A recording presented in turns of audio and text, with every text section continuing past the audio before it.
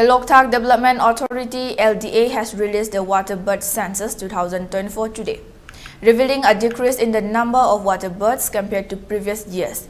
The Waterbird Census was carried out by LDA in association with the Indian Bird Conservation Network, Mumbai, and the Directorate of Environment, Forest and Climate Change in Loktak Lake and its associated lakes.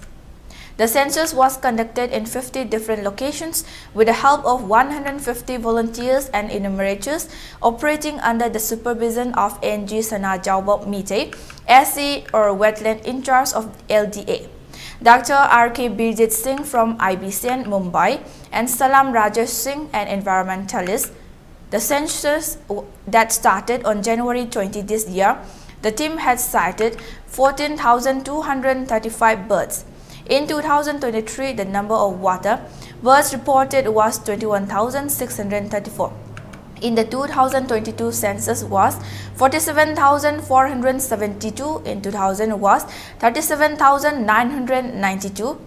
In 2020 was 36,434.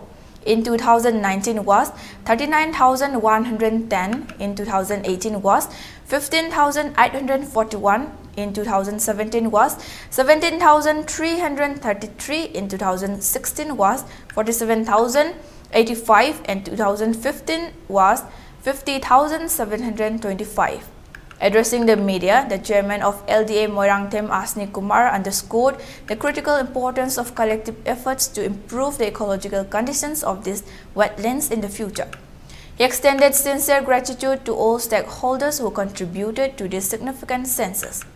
He also highlighted the state government's serious commitment to conserving Loktak Lake and its associated wetlands. Asni Kumar provided updates on the ongoing rejuvenation initiative in Lamphel Part, noting remarkable improvements achieved within a short period.